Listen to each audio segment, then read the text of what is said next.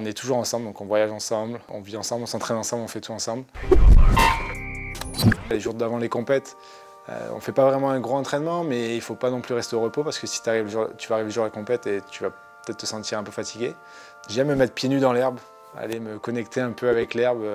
Ça peut sembler un peu bizarre, mais tu peux un peu te décharger et aussi te recharger avec la nature. Donc c'est un peu ce que je fais avant les courses. Une fois que j'arrive à la piste, on a essayé d'arriver 1 heure avant les essais. C'est plus un peu concentré sur ce qu'il y a à faire, commencer mon échauffement à une certaine heure pour avoir autant de temps.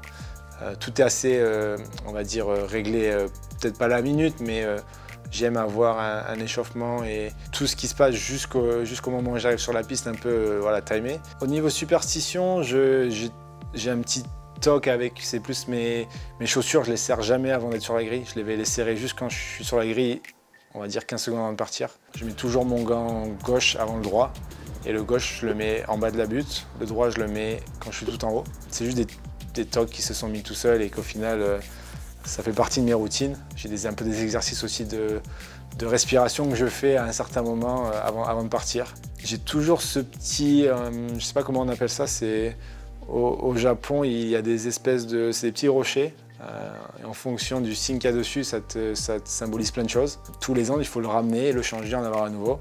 Donc je fais ça tous les ans et souvent j'en prends un qui a à voir avec la victoire ou quelque chose autour de ça. Souvent la pression, je vais peut-être pas la ressentir dès le début, parce qu'au début ça reste les premiers tours où voilà, je suis assez serein, je sais que normalement ça se passera très bien.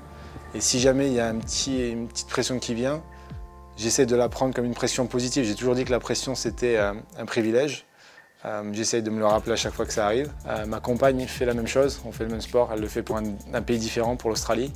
Mais on est toujours ensemble, donc on voyage ensemble, on vit ensemble, on s'entraîne ensemble, on fait tout ensemble.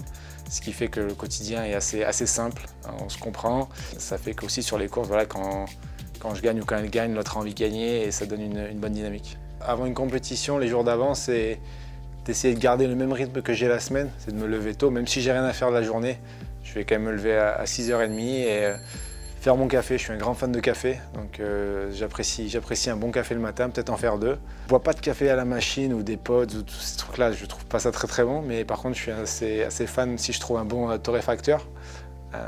C'est pas trop dans la culture française, donc c'est dur à trouver, mais je passe beaucoup de temps en Australie, du coup je commence un peu à connaître le café. Là-bas, le café, ça fait partie de la culture. Tout ce qui est un peu café colombien, assez léger et fruité, c'est un peu ce que j'aime. Donc je fais mon petit filtre le matin. Donc j'ai différents types de café filtre. Ça dépend de ce que j'ai envie de faire. J'ai mon grinder pour moudre mon café. Sur les compètes, j'ai toujours mon setup de café.